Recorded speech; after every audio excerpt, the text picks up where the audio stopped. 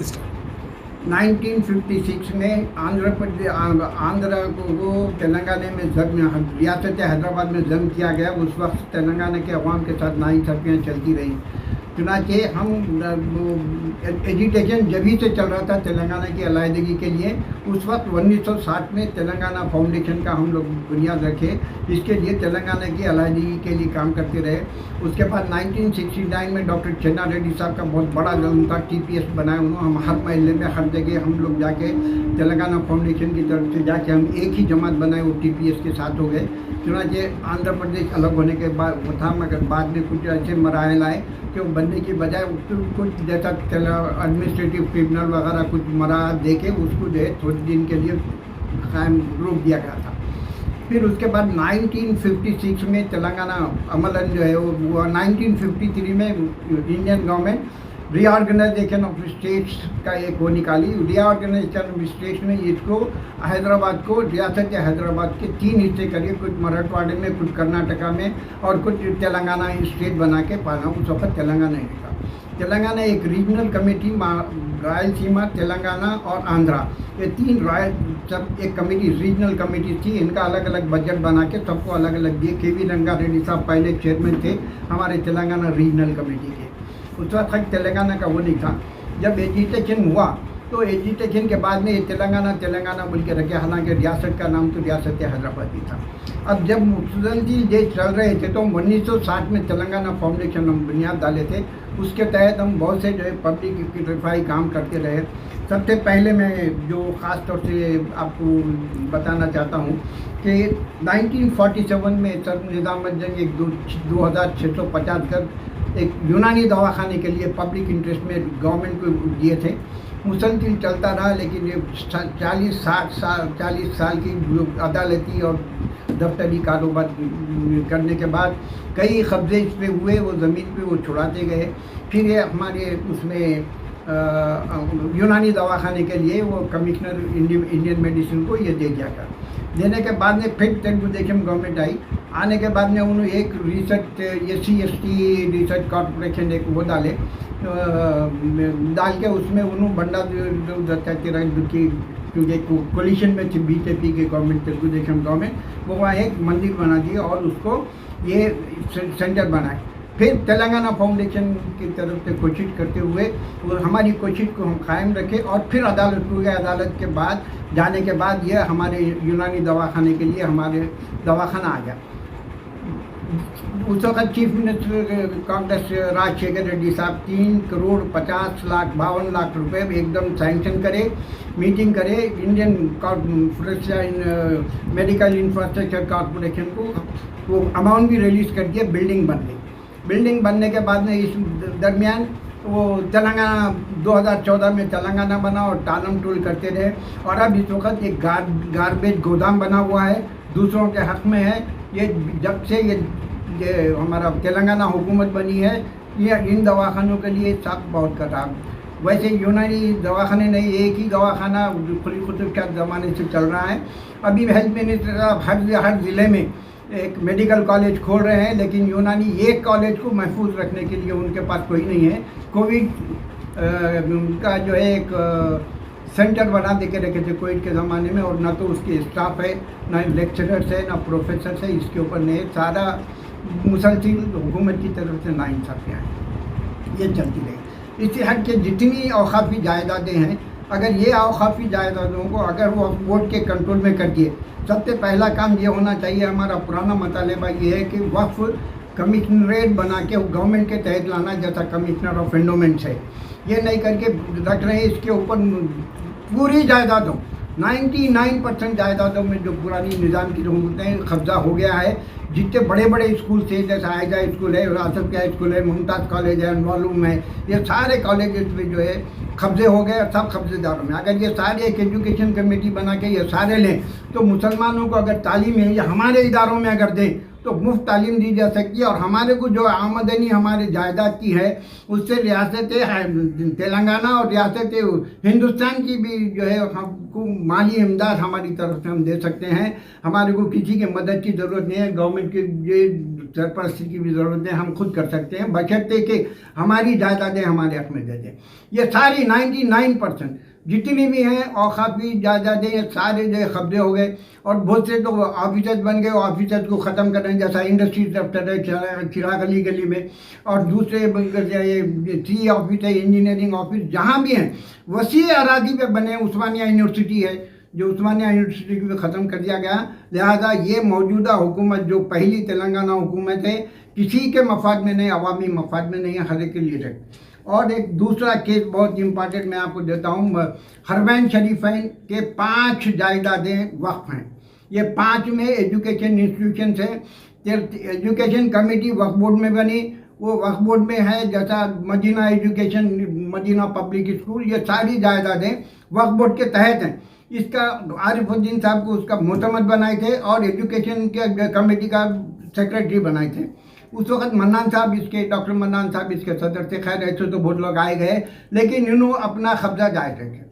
हम तेलंगाना फाउंडेशन की तरफ से चेयरमैन हाउस कमेटी को एक दरख्वास्त दिए, हाउस कमेटी से इंक्वायरी हुई, गवर्नमेंट से इंक्वायरी हुई, उनको लेके फिर ये वापस जो है वक्फ बोर्ड के तहत करने के लिए with all properties including education institutions याद रखा गया।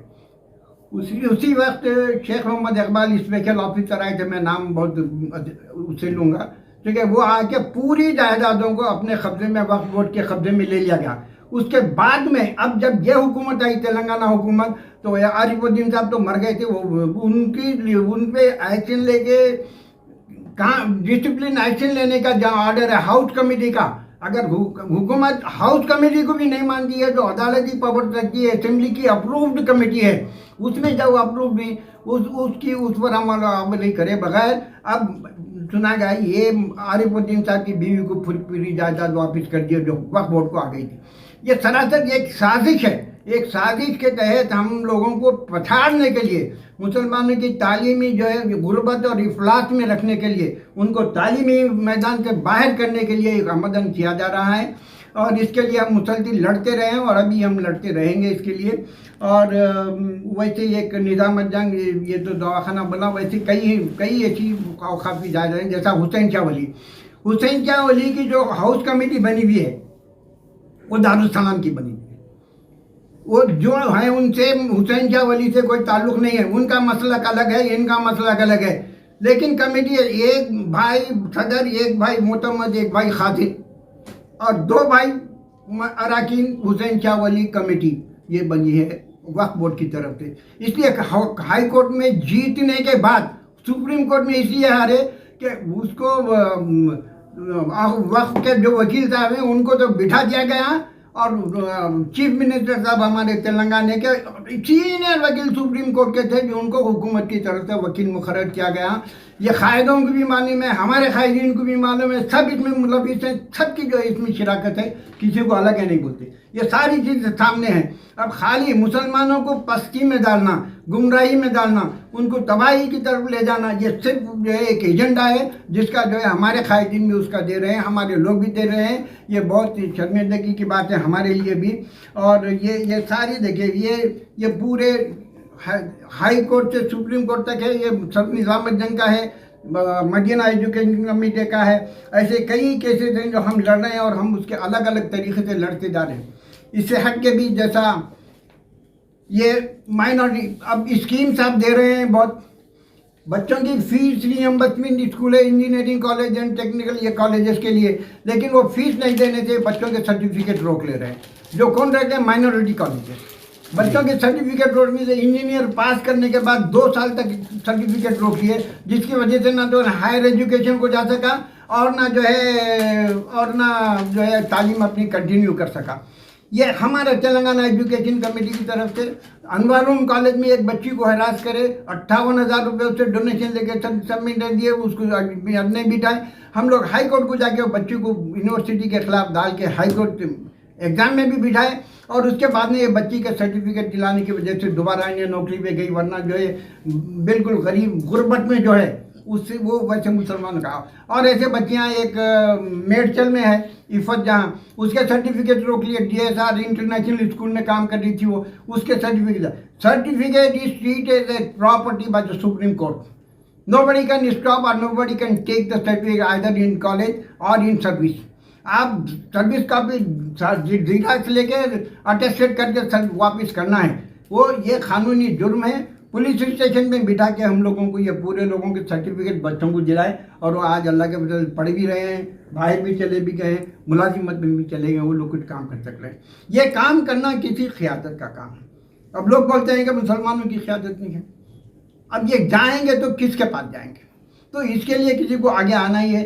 तो हम ऐसे केसेस हमारे पास आते भी हैं लोग, ये सब देखिए बच्चियों के हैं जिसको हम दिलाए हैं।